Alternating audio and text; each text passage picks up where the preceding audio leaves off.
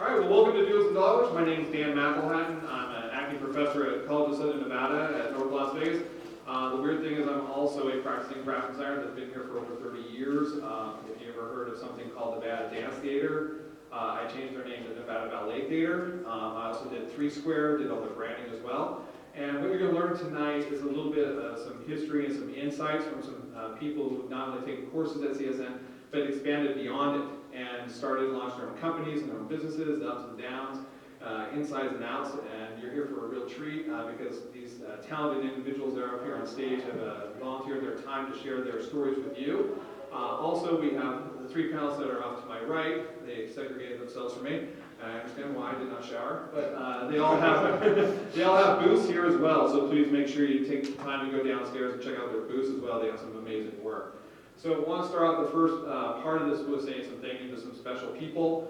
We have some volunteers in the room that are actual students right now with CSN. We have Chase in the back. I want to say hi to Chase. Chase! The big team man David over there. David over here. Say hi to you. Hey. Very cool. These individuals are helping us out through the process. Also Randy Stadler, who's in charge of program director at CSN, and Larry Marks, who made those cool little signs on the front for us. Also want to put a special shout out to Rogue Toys. If it weren't for Rogue Toys, we wouldn't even be here. They introduced us to Colton, which we were here at Level Up Expo last year, and now we're here again, backed by popular demand. All right, so also want to say thank you to our panelists ahead of time. This is Sam Canales of Heartbroken Reality. Give it up for Sam. On the far end in the pink, we have Lori. Say hi to Lori. Lori. She's with Fruit Basket. And then we have Roberto. Say Roberto. Hello. Hello. And Steve Bell. Say hi to Steve. Hey. Wow, no applause there. That makes sense. Unpopular. Okay, we'll get back to you later. Awesome. All right, for tonight, if you're going to take any pictures, or if you're on Instagram or whatever, we're going to be using the hashtag CSN Doodles and Level Up Expo Doodles as well. So you can capture any of the pictures and stuff of tonight's performance. And I do call it performance because it hopefully will be funny and entertaining for all of you. How many of you are here because you want to dive into the world of anime, comic books, toys, graphic design, marketing, or extreme cosplay? Okay, for those that don't raise their hands, I want to meet you. Okay, anyways, so thank you for being here. So if I was to get a kind of a feel for the room and stuff like that, how many of you are wanting to get into comic books, illustration? Okay, cool. How many want to get into like esports, programming for games? No? Ooh, good. All right. Cosplay. Okay. That's a. All right. How about for animation? Yeah, I've got 1, 2, 3. All right. Awesome. Graphic design, advertising, marketing. Yeah. Oh, you're in the right place. Nice. Okay. And how many of you would just like to make money? Just if you're just greedy. Okay. Cool. You're in the wrong place. Okay. You have to have passion first. Now. Okay. I love greedy bastards. Awesome. Well, you're gonna learn a lot tonight. So. Basically, I asked the individuals up here some pre-questions before this to talk to them about some subject matters. And those subject matters are like, okay, you graduated college, what are you doing with your lives now? What are some strengths, what are some weaknesses, what are some ups and downs that you're going through now that you've got the diploma, now that you went through the rigmarole of like the boring lectures of all the classrooms and all that fun stuff. And some weren't that boring, I hope, because I teach them. But anyways, wanted to share with them, and some of the insights I got back were really nice. And so the first one I want to talk about is the subject matter of build followers and build clients. It's very relevant in this day and age with social media right now that followers and likes is a big thing, especially if you're a cosplay person, or even if you're an illustrator or an animator, even if you're a graphic designer, because when you start to have followers, you can start selling stuff individually through freelance and through some commissions, but there's also ways of people to enroll you into special projects. So without further ado, I know someone who definitely wanted to talk about build followers and clients is in the room. LM. Hello. Hello. Hi. Again, my name is Lori May, aka Fruit Basket. But I do marketing for my job as well. I do work with UNLV, but I am a CSN graduate. I had a very great time there, and Dan being one of my professors. The chat cleared. But basically, to build your following, right, or build clients, is basically just be yourself, essentially. You never want to just try to make something so perfect that you can't post it right. You just want to basically show progression, Show your work, always show what you can basically to your followers. It is kind of rough at first, but once you have like a good rhythm and stuff like that, posting twice a week at least. Again, like prime times to post would be 11 a.m. to 1 p.m. or 5 p.m. to 7 p.m. So basically times when people are scrolling through their phones, like usually lunchtime or dinner, are great times essentially. Another thing too is like if you are doing cosplay, I do have a friend cosplayer here that's doing really well. Her name is Exo Fruitcake, XOX. She is Fruit basket, fruit cake. yeah, we're friends actually. Nice.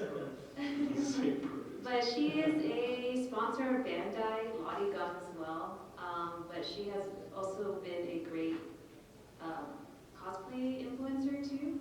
But she's always been really nice to the community and stuff like that. But she has just been putting out content, even if it's not perfect, but just showing your progress, like basically getting a connection with your audience essentially. So I hope that helps you guys. And don't worry about the crickets. Like when you're putting out content and you're like, you get 1 like and you're like, oh. And a month later you have maybe 4 likes. Don't worry.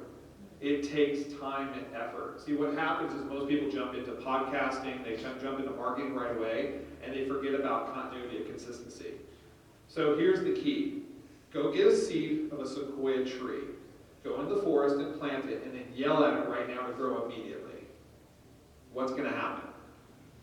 And I'm talking about sequoia tree here. I'm not talking a twig. It takes time to cultivate a huge forest, and it also takes time to cultivate a fan base.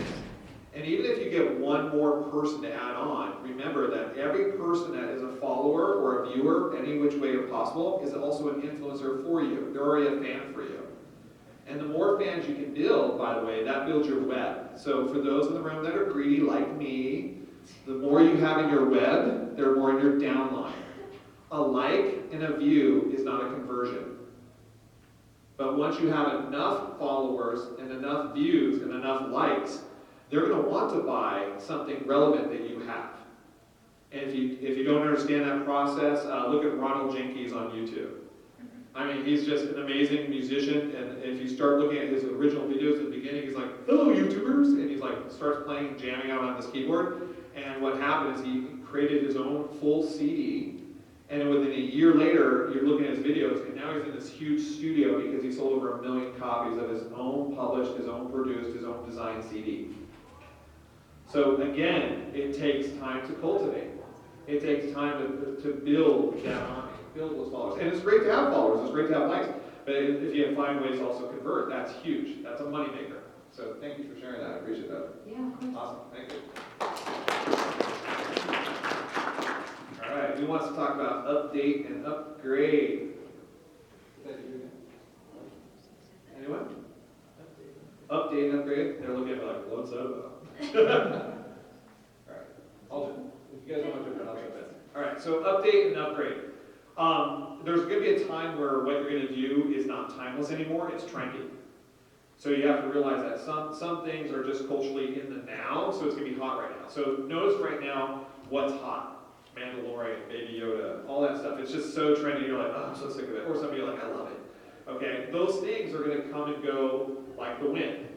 But look over time, what's some of the stuff that has had relevancy that's been here for over and almost like a timeless state of being? Those are the type of things you might want to focus on for marketing and designs. Now, when I say update, here's the bottom line. Most people get comfortable, especially when they've been doing stuff for a long time. So updating stuff is like, when are you going to update or innovate? When are you going to create something new? So for instance, I took a gamble. So how many of you saw those big tall signs out here talking about the Doodles? Okay.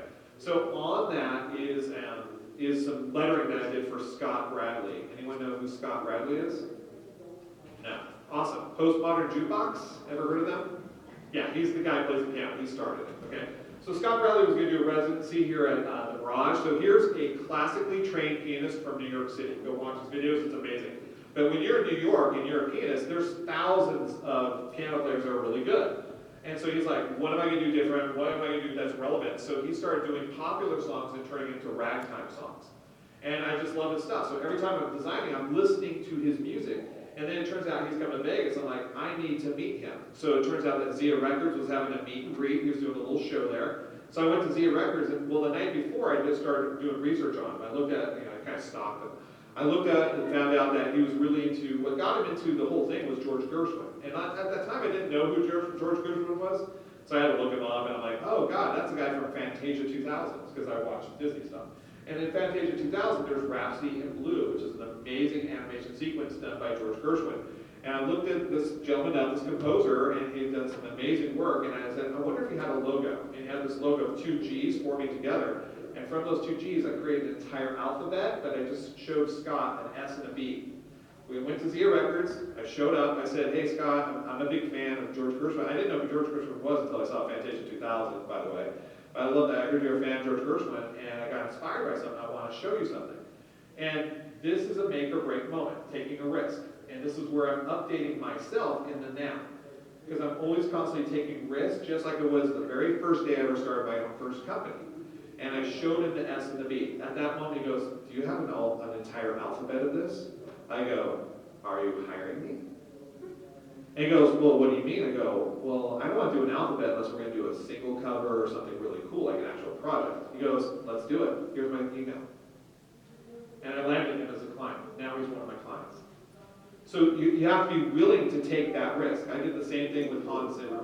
I'm a big fan of Hans Zimmer. I listened to his work and stuff like that. I hated his concert shirts because his live concert stuff was crappy. They look like Superman with an HZ on it. I thought they were horrible. And so I'm like, if I reach out to him through Twitter, it's just going to be, excuse me for a second. If I turn that off. I'm not here. It's Hans Zimmer. It is, right?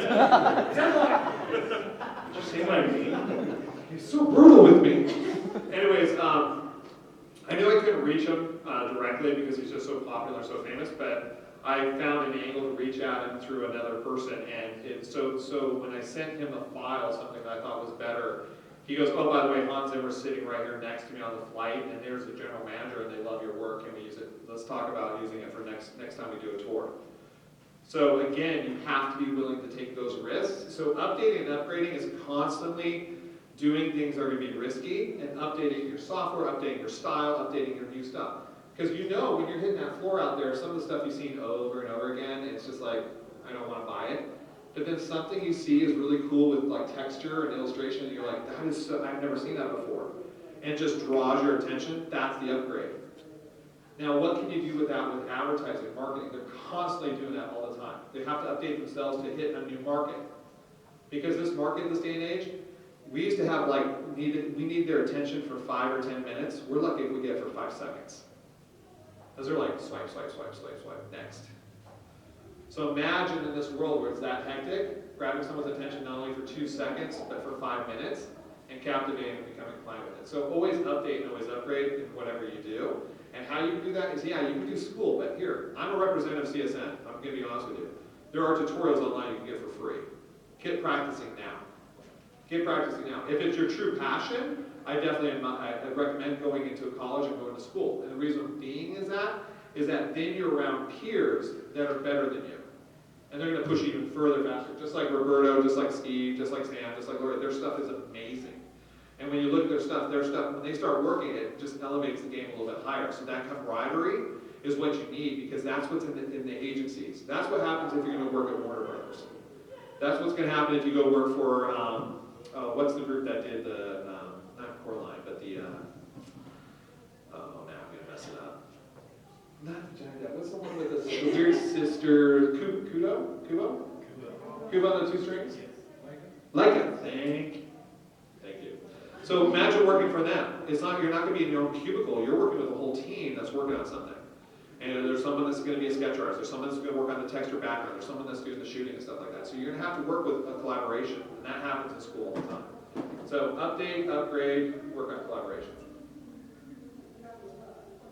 Okay, so I'd love to hear from anyone on contract or estimate. Okay. Huh? I can touch on that. All right, awesome. Well, it honestly depends. What do you mean by contract or estimate? So when you're working with a client and you're initially starting off with a project, do you consider it an estimate first when they want a number or a price from you, or do you consider it a contract, or how do you work? What's your MO? It's kind of like playing poker almost. A lot of times they don't want to tell you their price up front because you might end up lowballing yourself, kind of thing, where they'll let you kind of say, oh, you know, this would take maybe $5,000, and really they had a $10,000 budget.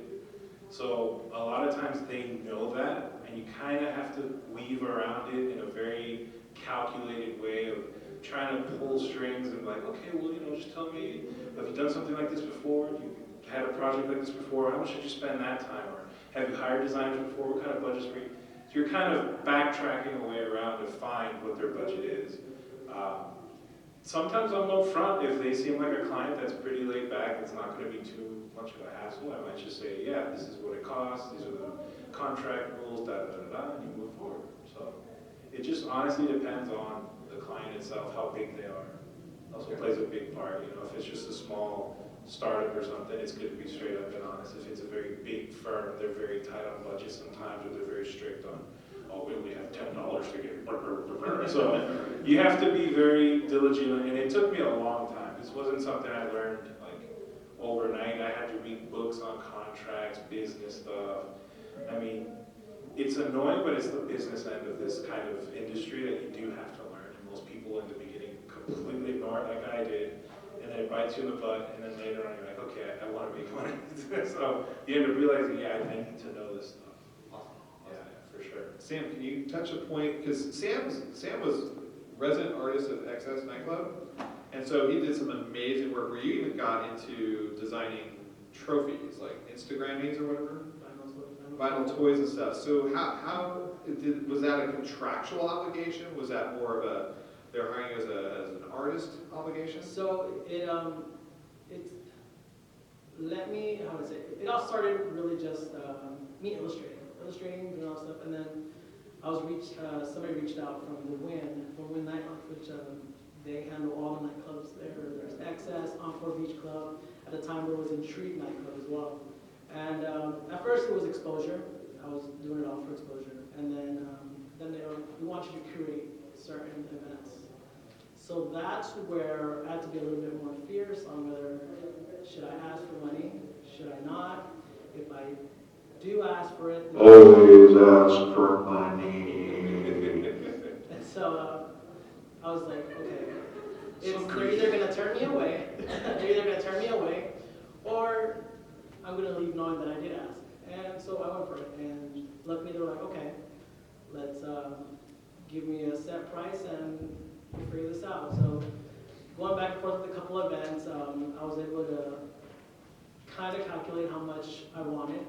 And then it eventually came to this one big event I did. It's called Instagram, is that they do at Excess nightclub, and they wanted to do a vinyl toy award for Excess, and I was like, okay. So I gave them how much time it would take me, how long it would be going back and forth with edits on the design, and it was probably one of the biggest checks I've gotten from the Win, and it came to life.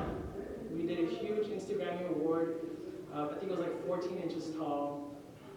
Then another event came around, same Instagrammings, and this was for Encore Beach Club. And we redid the whole thing again. We did another trophy, different colorway. It was probably the craziest thing I've ever done, because I've always wanted to do a vinyl toy, and to be able to do it with the Win, it's insane. They're sick. Literally, go Google Instagrammings or look them up. They're so, like the ghost one that had like the bones inside. It was they're Snapchat awards. They're amazing. They're absolutely amazing. Which I had a question on, Sam. That was the process. Was that easy to do, or? It was a hard one. It was very time consuming. A lot of going back and forth with certain details. But at the end of the day, I was having so much fun with just having to figure out colors, certain parts of the vinyl toy. It was really fun. You know, that actually is a great question, because that really touches base about illustration, graphic design, and marketing. For any person that's in the field professionally, every single client, every single product that you do, every single project is unique and different, because you have a different owner, you have a different approach, and you have a different outcome. So everything that you print or do with whatever audience that you're catering to is going to be unique. And for the most part, everything's so uniquely different that you're going to be working with vendors you never worked before, and it's always a process. And it's a process of give and take and a lot of risk too, because sometimes it has to be shipped from a different country, and you have to worry about shipping costs and freights and all that stuff. Sometimes you have to worry about processes you've never done before. Be okay with that. As long as you're in partnership with your vendors and stuff like that, they will walk you through the process, and sometimes those failures are going to be talked about as great lessons too.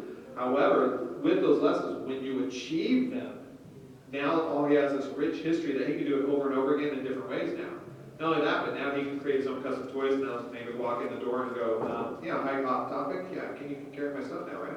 Yeah. You know, it's a whole different process, you know, or it'd be the next kid robot. Who knows? It was the scariest thing I've ever done. Nice. Off the bat, I was like, but that's how you learn. Really, if you're scared, go for it. If something good or bad might happen. So legally, this is just more contractual obligation, just so you know. An estimate, if a client signs an estimate, even though you have their signature, it's not required for them to pay you. They're merely agreeing that you show them a price. So the word estimate means to be estimated, not to be contractually obligated. So do not put estimate on your estimates, put contract. Then after that, follow with an invoice. So business sensibility, it's always contract, it's never estimate. Like when you're just talking to them, like, oh, how much? Like, always don't give a price range just yet. To say, you know what, let me work on my numbers and I'll come back to you with that. So that you can get a feel for them. If you play your card too quickly, they're going to know you're desperate. So there's a little advice for 30 years of doing this. Okay? Anyone else want to add anything? Outstanding. All right. Cool. Let's go into. We're going to start a little bit of this numbers game. So we're already talking about it. So how do you estimate? how do you create? You know, if someone comes right up to you and you're going to draw and you're doodling, some of you are going to get into animation stuff like this. So you're going to start your own business where they're going to be a videographer or a photographer. So you know, how do you come to your numbers game? Well, one thing Roberto touched base with is you do your homework on your contracts. So for you guys, how did you discover, if you will, and ladies, forgive me, how did you discover, and we don't have to go into exact details, but I'll show you guys some exact details on my side just to help you out. But from the panel, they don't have to give exact details because that's their kind of their bids. But how did you finally get to that termination of that number game? Was it more of just the experience of doing it, or was it that poker game, guessing game process? I think for me, like, I feel like time is precious for me. So, like, I feel like my quality of work is actually superb for just graduating, like, maybe, like a year ago. So, like, a lot of my clients, too, for websites, they charge me around, like, $10,000 sometimes. But I think that, you know, going through the process of building and marketing their logo design, their branding, and then also just, like, going through the process of, like, going from, you know, a small company to full-on branding. And I will help them out with their marketing as well, their social media and all that stuff. And then, so again, like, I feel like the quality of my work is what I label my price, essentially. I never want to, like, market myself less either. I always want to be very confident too. But it's also kind of like, you know, when you go to market yourself essentially, and then you go to the doctor, right? This is what Roberto had said as well in my class. So essentially, if you were to go to a mechanic or a doctor, and you had said, "Oh, I think that you're fixed or healed," but you know, I don't really know if you really are, but I think you are. So like for me too, it's kind of like the same thing. I want you to be able to trust me and do my job and be able to market you well, because I'm building that relationship with you and building a stronger thing for you. Yes. You say relationship cute. That's awesome. But yeah. Thank you for sharing that. That's great. Anyone else want to chime in on that one? Let's see, as far as, like Lori would say, time is precious, like, just like everybody's time. In general, I was working with, like the nightlife industry.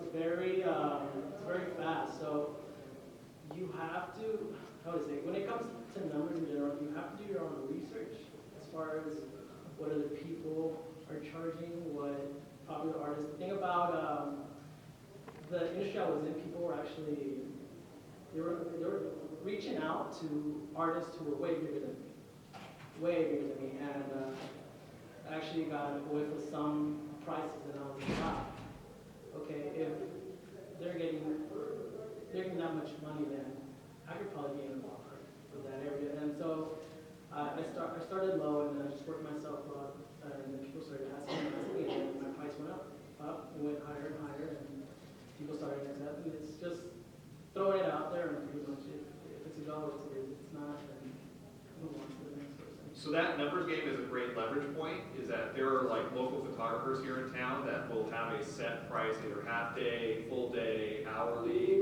shots, and designers and illustrators can do the same thing.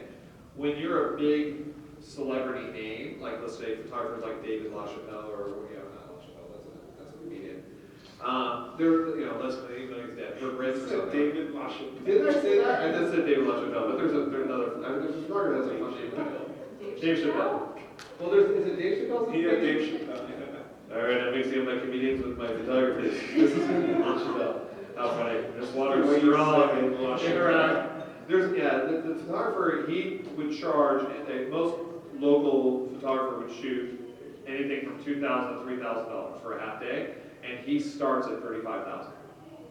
That's just like, he doesn't even like show up for $35,000. That's about it. So some people go, well, how can they get away with those things? It's because that they have that kind of clout. It's like when you have Ann Leibovitz come over and shoot like Siegfried and Roy for the Barrage at one time. They spent over I would say $500,000 on just that shoot, just for what they had to do. And if you look at the shoot, it looks like any portrait in the world. And every photographer's like, dude, I can do that. But it's the person behind the scene that's shooting it. And the reason why Ann Leibovitz is so famous, like for doing all this stuff, is because she's the head creative director of Vanity Fair. She's shot celebrity after celebrity after celebrity after celebrity. So when you have an asking price that's very high, you have to back it up. And it's not because of what you think is good, but the clout that comes with you, the followers, the people that like you, the popularity that you have. Same goes in acting, right? Your B-rate actors are not going to make nearly as much as your A-rate. And that's because they're more well-known, and that's why they're getting the jobs. So, because they constantly perform. Over time, that will help you as well. So, when I talk about the numbers game, I always say start with the Benjamin Button motif, the life cycle, is that movie started when he was like, older and then becoming younger. You want to start thinking the same way. What year are you going to retire? What year do you want to just do what you want to be doing? And some people say, well, that'll be next year. No, be effing realistic. Like, really pick the year, really pick the time. You have to sell 5 to make $100. Okay? And with that, how many hours that is?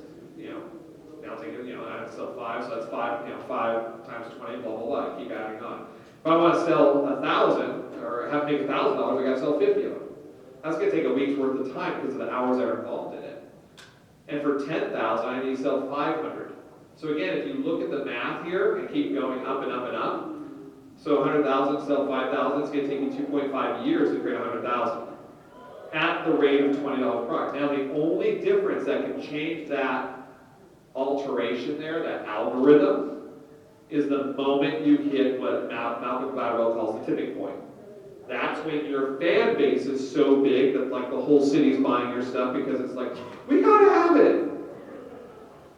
When things sell out, you see a line. Notice out there in the booths that sometimes you see a line, like, okay, what's everyone looking at? Did you go there too? Because it's trending right now. That's what happens. So you need to think about $1 million. If you look here, here's $1 million. You need to sell 50,000. That will take you 6 years. Now here's another thing. Go back to that same product and cut it in half for $10. What will the funnel be to make 100,000? Maybe you need 100,000 people to do it. So you want to think about those numbers and break it down, what we call reduce down to ridiculous. And then from that process, that's how you can start organizing your hourly wage, your product wage, your half-day rate, and all that good stuff. But ultimately, you get to see the bottom line of what you're trying to build. So when a client says, okay, what's your day rate?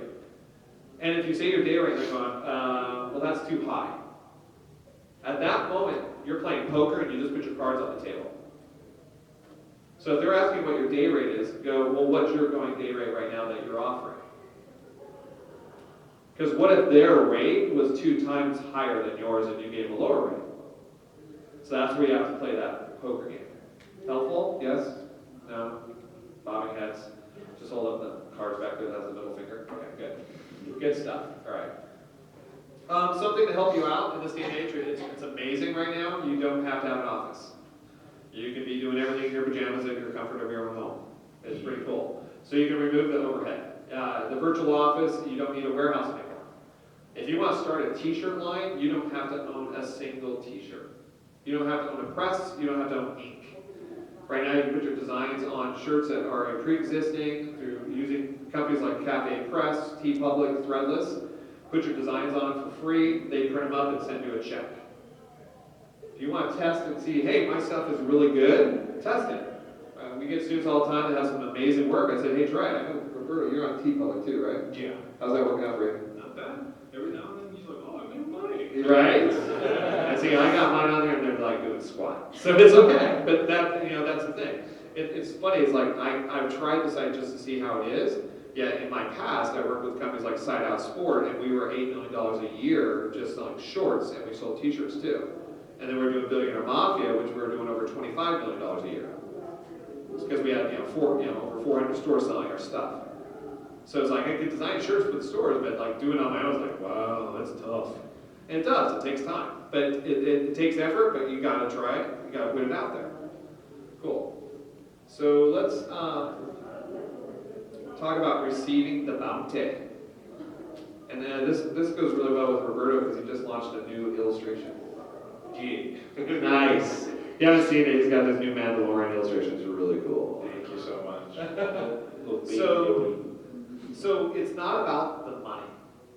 What is it about? So what gets you up every single day? What gets you into this? What puts you in the hard work, sweat, tears, where you sometimes have to hold another job just to do your passion? So can you guys, anyone talk about what keeps you into this field of doing your own stuff right now? Revenge.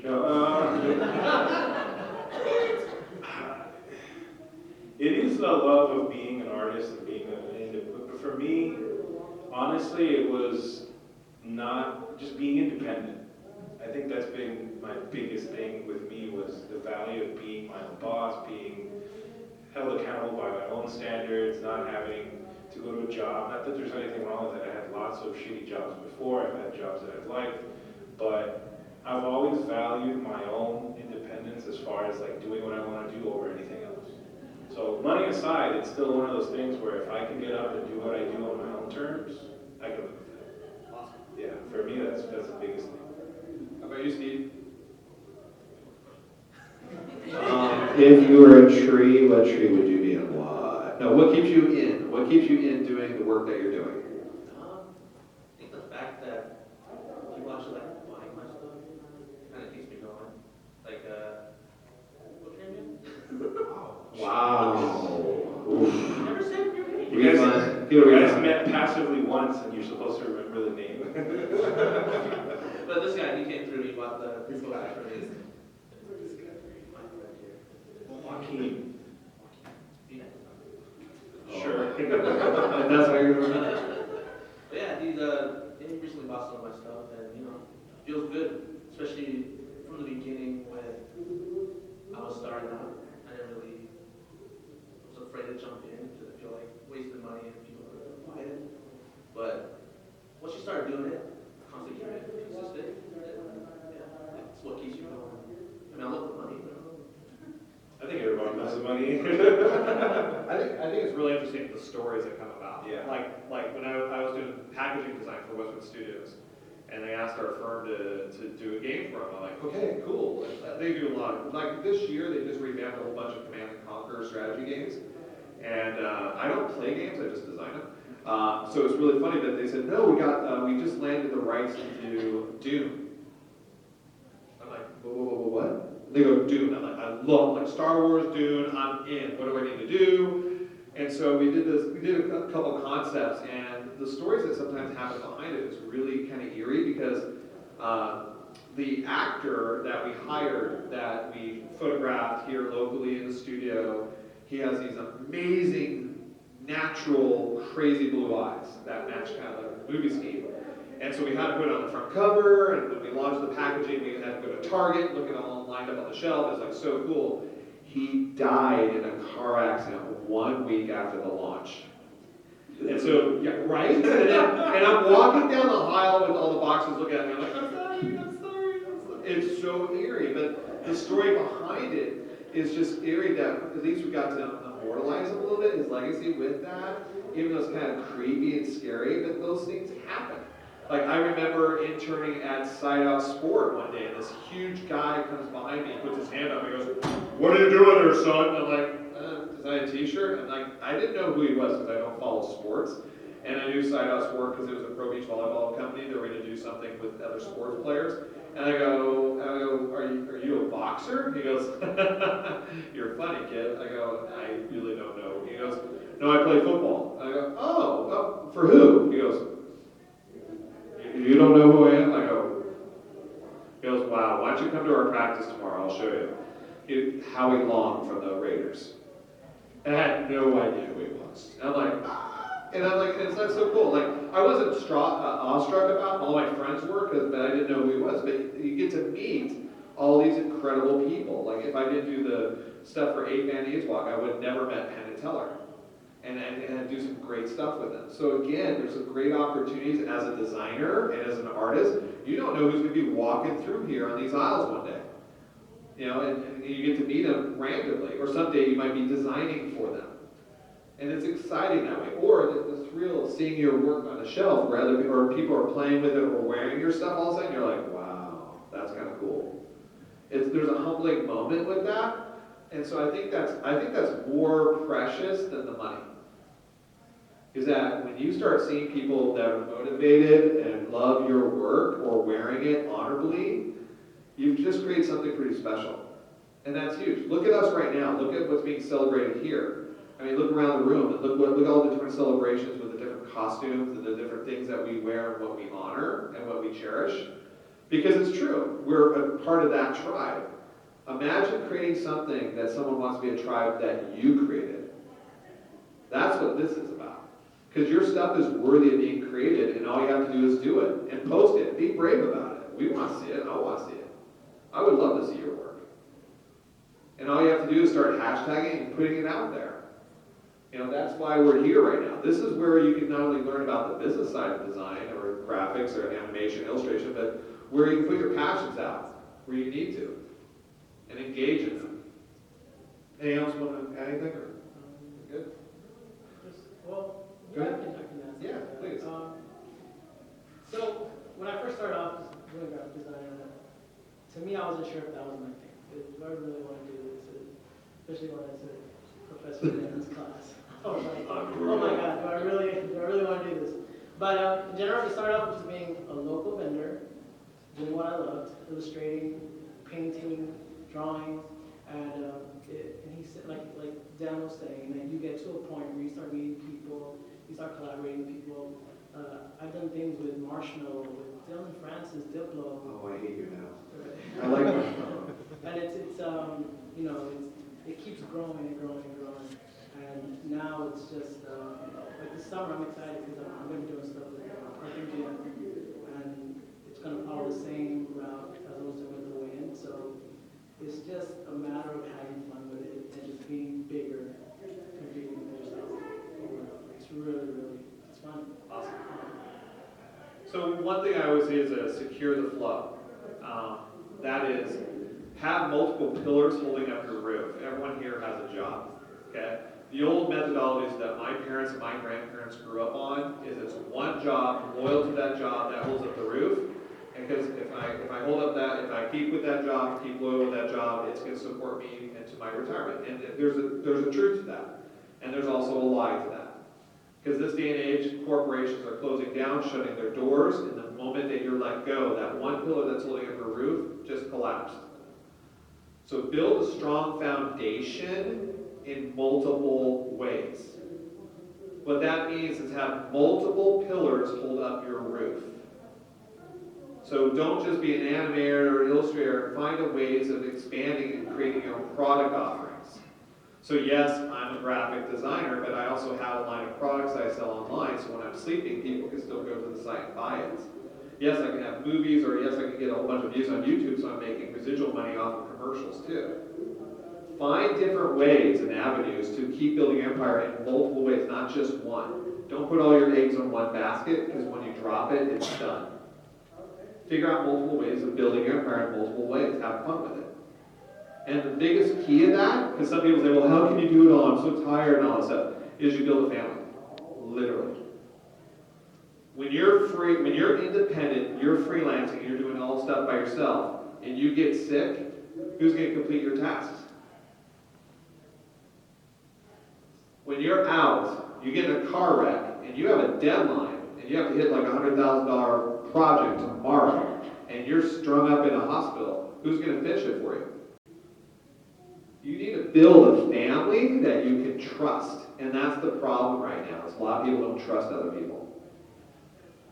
And you need to build a family, and I'm not talking about just blood, I'm talking like friendships, I'm talking about relationships with other people that you can rely on. If you notice, please do follow these guys on their Instagram and watch what they do. They start announcing and helping each other out by hashtagging each other's work. They don't do their own, they hashtag each other's to show that they're supporting one another. That's a family. And when one's down, another's one's watching the booth for them. That's what you need in your life, because when you're down, who's got your backside? Most people are so scared of that, they don't even know. How about this? Build an empire so that when you're gone, no offense, Robert, though, that you actually make more money. I say that because Roberto was just sharing with me, his lovely wife is working down there. Yeah, And she's like, every time he leaves the booth, we do more sales. I'm like, Roberto leave the booth a lot more. gone by. It's true. It's like my companies, literally, they do better with me not there, not because I'm a jerk or I'm an ass, it's that they're just more efficient. And they're fine with me out there talking to the world and rapping. I'm fine with that too, even though I'm a horrible rapper. Yeah, right? But build a family.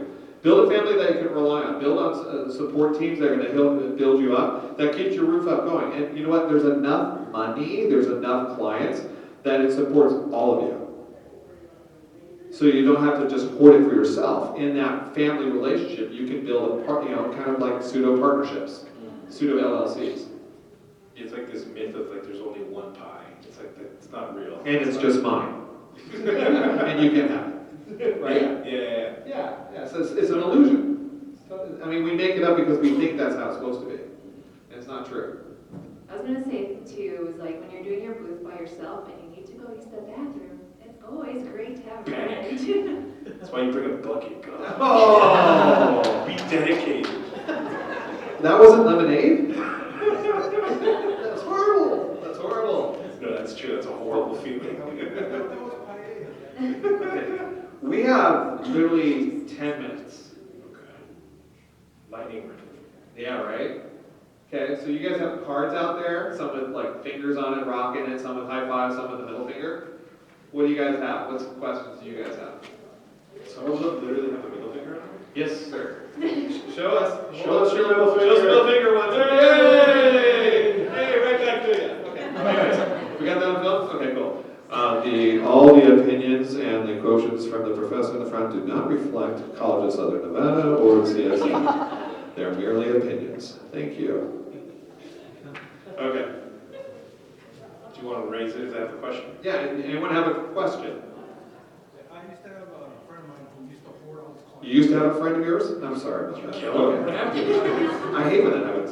Yeah, so again, what you're saying, we used to have a small number, we used to share clients if we could. Yep. Help. Then we just kind of gave him some, and he would just downside us. You hoard all the clients, then he just couldn't handle the projects that. Okay, so you had a partnership, you had a friendship, but he would downplay you guys. Okay, that's an insecurity thing on his part, and there's some people that just don't work well in partnerships. Move on, find next. And it sucks, because you have to learn that the hard way, because you pay a price for that. And the other thing is that you literally cut it off as quickly and fast as possible, and you just move forward with it. Because unfortunately, in the long run, when he makes the mistake, he's the one that's going to bite the bullet. Yeah, and I'm sorry that happens. That's too bad. But then trying to get them back, there's a lot of difficult trying to get our clients back, so that's one we just. No, you can actually, you be very professional about it. So when you're in that situation with your client, just be straight up saying, you know what, at this moment in time, me and my partner have decided that we're splitting different ways, and you have a decision if you want to work with him or me. Either way, we're here to support you, because we want to make sure that your deadlines are met. And whether they want to work with him or you, if he screws up, then hopefully they'll call you. Or if you screw up, they're going to go right to him. You know, you got to give them the option, because bottom line, when you have your drama and you bring it to a client, the client doesn't want to deal with your drama. They want to say, are you going to meet my deadline? That's what we need. You know, you can figure out your crap at home or wherever. Cool. Good question. Any other questions? Yeah. So, I just started the program for graphic design at CSN. Yay! Welcome. One thing I was worried about was where do you go when you finally have your diploma for it? Like, do you try to freelance right off the bat, or should you go with like a company that hires? Okay, so you just started with CSN, right? You're in the beginning classes at CSN, and you want to know when you get the diploma where you go, right? Yeah. Okay. Well, here's a perfect panel to talk to. It depends on, honestly, if you need work to pay the bills, then clearly, you know, a job would suffice till you build up enough experience, enough portfolio to where you can start presenting yourself as a freelancer. If you're going to jump straight into freelance, you have to understand that it's really all on you. Like, as much as you can build a family, which is true, we've helped each other a lot, you still need to go out and get clients, you still need to be the one to talk to them, and it's a learning process, it's a hard process to go through. The benefit of, let's say, if you go to an agency or a studio, is you're kind of slow dripped that experience as compared to freelance where it's just like a bucket thrown on your head. So at an agency, you might be able to just work as a junior designer and just work on projects they give you, then you move up. And over time, you start learning different things, and you feel comfortable enough that you've saved enough to where you go, okay, I can go and do freelance, or you can do both. There's no set, you know, nowadays with the internet and everything the way it is, there's no like set parameter that you have to go here or there. It could be a mix of both things. On your downtime, you do some freelance work, and you build that portfolio up. So don't feel constrained to one path. Understand that you have to weigh the pros and cons, and that's going to be really up to you to kind of sit down and face them yourself. Because it is scary, you know, going out of college. I know exactly what it's like. Like those pillars I was saying, why wait till you graduate? Do it now. Like, do summer breaks, Christmas breaks, start interning. There's actually, with CSN, we have several corporations that we work with that actually, if you're a full-time student with CSN, they will pay you and train you to be a graphic designer in their, on their premises. So you're getting real-world experience while you're going to school. So that is possible. And I'm not saying it's open for everyone, because they do, you know, they do filter who they want, but that exists. So, like, for instance, I'm just sharing this personally because when I was going to school in college, my summer breaks, spring breaks, and Christmas breaks, I did not spend time with my family. I was working at agencies to get a feel for it. So don't wait till the end. Dive right in. Yeah, something I'd like to add to, when I was taking Dan's class, my portfolio class, I had got hired as a web designer and developer at an agency. I became very fluent in my work and everything, built a lot of relationships in that time. Also, I was at school, I was doing a lot of organization stuff. So I was like running a girl development group. I was also in the IGA, I was also in Creative Mornings. So like really putting yourself out there is definitely a good thing. And then if you want, it's all up to you again. I recommend going to an agency so you can build, you know, skills and stuff like that. Work with copywriters and like a creative director. Work faster, essentially. Nice. That's awesome. Noise. Great question. Thank you. And was there any questions? So I know a lot of artists in general, just kind of across the board, kind of get stuck in the mindset of I have to create a very specific style. So in your guys' opinions, is it more like the pros and cons of having your own style, but also being free to create whatever you want, not really having a style? Okay, so you have a lot of friends that are artists. I'm just repeating the question so the audio picks it up. And those artists are like, they have their own style, they're looking for their own style to form or create, but sometimes they're challenged with, do I pick a style that people already know, or how do I define my own? Yeah, kind of that, or they're like kind of all over the place where people don't have other people where you look at like a character's eyes or something like that, you know, like, I know this art because of these features. Okay. Just gotta constantly do it. Believe it, because if you do it all the time, you're gonna see it. It's gonna spread around. Yeah. Closer to. By the way, that's Steve, and he's talking. This is good. This is good. Good job, Steve. You're doing well. That's huge. He's got his own style. So that's a great question too. And here's the thing: it's like if you have a unique style that no one's really gravitated towards, you are hitting a certain market only. Not everyone's gonna like polka, or not everyone's gonna like screamo or ska. But if you look at some of the other type of music where it has a more bigger audience, generalized, it has more touch points. When it has those more touch points, that's a broader spectrum, that's a higher value, that brings in more money and revenue because it's connecting to more people in that broader sense. So I say you don't have to have, you have both. Have that kind of style, but be able to knock off anyone else's style too, because it's part of the process. I mean, that kind of mentorship is part of that thing too. Learn from it to grow.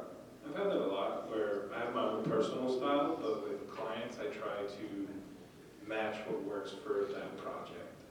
So a lot of times they might hire you just for your style, other times they need something that's not your style. So honestly, if you're an artist, it's kind of like music, you know, there's different genres of music, and like he said, if you're a hardcore screamo polka ska guy, if you mix all of those together, it's going to be very niche. It's a very niche thing, even though it's amazing. But if it's one of those things where you might not be able to hit as much of a broad audience as compared to like pop. That's why pop culture, pop art, pop music, it's popular, right? So with that said, you have to kind of leverage your own things that you like while still having to kind of follow along what's popular to the extent that you're not just doing it for the sake of being popular, but enough to where you're doing it to kind of get a broad audience that people can know who you are. So if that, in any way, if that makes sense, it's like you kind of naturally find your own style while still, because nothing's really is original at the end of the day, in my opinion, and everything's been done. Everyone just adds their own flavor to the pot, you know what I mean? So over time, you'll start finding your own flavor, and then people will go, oh, that's pretty good, I like that. So just give it time. And also start studying those people that kind of innovated that style. Yeah. Look at the Todd McFarlanes, look at the Frank Millers and comic books and stuff like that. Their style was uniquely theirs, and not a lot of people were like buying into the big Spidey eyes or the big Spawn stuff. And then all of a sudden now he's got his own toy line, and everyone loves his stuff. Yeah. And it probably took years for that to happen. But again, sometimes a certain style is not known until years of cultivation, people accepting it. Todd McFarlane interviews, he touches on that in great detail. Yeah. Great detail, yeah. Cool. Yeah. Hi. You said you were gonna share everyone's like social media and stuff, is that right? Oh, I can do that. Market us, dude. Right? God. See, look, I'm going to work already. So ask another question. I wanted to ask more, like, do you have any tips on, like, building those connections, like, locally? I know that's kind of a broad question. So you want to build locally. Clients? No, like, connections with other creators. Lori nailed it. AIGA, Las Vegas, is fantastic with graphic designers. Tomorrow morning, Saturday morning, they're having a Creatives and Coffee at a coffee house where it's been just creative people in the field, and they get together for that, and they have events. Look up AIGA Las Vegas. And there's Creative Mornings, which has meetings downtown, and they have a broad spectrum of performance artists, writers, poets, screenwriters, the whole 9 yards. It's pretty cool. I also think too, if you have a mentor, for example, if you meet one mentor, ask them to like kind of show them your process, that mentor can showcase you to 10 other people, for example. And then those 10 other people can show you to another 5 times 10, so like... Sounds like a pyramid scheme to me. It is kind of, I guess. So here's the names on the screen right here. Sorry to interrupt. So Sam can be found at Heartbroken Reality on Instagram. Lori is at Fruit Basket now, right? Yeah, Fruit Basket with a PH. Right here. Is this right? I I can't got see you. it from here. I'm sorry. With a faux. Okay. And here's Roberto. Just look him up with his last name, which I always kill. Orozoko. And then Steve with Shit. Shed. Yeah, Steve, whatever. Shateb. I always call Shateb. I can never pronounce it. Like, I'm sorry, my English is horrible, but my visuals are awesome. Also, a quick point to kind of bounce on your networking question. Don't be afraid to actually reach out to people. Yeah. Actually, like, or if you find out they're doing a gallery show or so, or someone you look up, go and talk to them. I've made friends that I actually, artists that I looked up to, now we just talk like friends. So don't be afraid to actually go and talk to them because they're just people, you know, they're not veneer or anything. Just go up and say, hey dude, I like your stuff. And they're like, what? And then you're friends. Like, it sometimes happens just like that. So don't be afraid to just talk to them. Yeah, for sure. And always check local events. Always go to local events. First Friday. First Friday, all that. That's how I was able to get all my connections. Even if they were free, and there was nobody there, the people next set up, they knew somebody. So it's go to local events. There's seasonal Fun stuff. and, you know, Art in the park, Summerlin art festivals, all that. Seriously, Renaissance Festival. Literally, you can meet these people everywhere. You're welcome. Any more questions? Oh, you again. Joaquin. Well, I know how to deal with this, but I'm not sure if other people know how to deal with this. People just messaging you for your work, and then they tell you to work for exposure, like not actually getting paid. But. No. Okay. Pro bono versus paid. Okay. It's really, you know, there's a lot of designers that say you're going to have to do what you feel is best. And there's a huge following, especially in AIJs, that says no pay, no work. And it's really up to you what you want to do. When you're passionate about stuff, you don't care, you just do it anyways. However, if you're a business entrepreneur person, like myself, I don't even start design until I have a deposit. Like, once I have a deposit, then I begin. Like, I don't even begin. I don't even start my R&D, nothing until I have my deposit. And some people, well, how do you do your deposits? Well, there's many ways you can set up. You do 50-50, you do 30-30-40, you know. You can do 100% up front if you want. It's up to you. Personally, I don't start work till I have a deposit because then I know they're serious. And I don't do anything for pro bono. And at the stage I'm at right now, I don't need to. Because like when people see the work that I've done, you know, like Sealy Restaurant and Mountain View Hospital and 3 Square, they're like, oh crap. But when you're just starting out, you gotta get your feelers out there. So does anyone want a magic trick that you can do with clients that are new and they don't want to pay you? Ooh, you ready for this? Ask for a trade. Oh, we have done that a lot. So the very first project I did in college, I got paid $500 cash for Bonsai Tree Society of Tucson, and I got paid in trade $2,000 of classes. One of my clients here in town, Burger & Sons, are still here in town at the Fashion Show Mall. I did their logo for them, and I got paid $1,500 for their logo, and also I got paid a tag watch that's worth $5,000. So roughly $6,500. So you can do trade and cash. It's fun that way. And if you have a restaurant, free food. It's the best. Leverage. You got to figure out Yeah. what the leverage points are. If it's worth your time, if they have something you want. I mean, that's just business one. Like, you know, just finding out, oh, this guy makes this. I like that. Maybe I can cut my, you know, deposit down. Like, all right, I'll cut you a break if you throw in. And they're usually going to go, oh, yeah, of course. Like, we want the work, and they already have it. Why not? So you got to figure out where those points are. So let's give everyone a round of applause of our panelists here and our volunteers. We're all out of time with this 7:32. Please follow us online. You can follow me too on Professor M3 on Instagram as well. It's Professor M3. Or if you see me, I have my CSN cards with my email if you have any further questions to ask about our program at CSN. We'd love to see you come take some courses at CSN. We offer some incredible things from illustration to videography. The videography department was amazing. They won more Emmys than any 4-year school on the West Coast. That's more than CSN, that's more than USC, which has a film school. So make sure you check it out. So thanks again for your time. Thank you for being here. I appreciate it. And have a good time here at Level Up Expo. And make sure you high five all the volunteers and the people here because they're doing a hell of a job. And please, if you want to do anything, if you want to be great, I always recommend this. Support other artists. Go down there and buy their stuff. We want to back in these booths because there's some incredible talent up on this floor. Go buy some stuff. It's awesome. Thank you for your time. Thank you, guys. Thank you. Got cards here if anyone. I got trading cards. Trade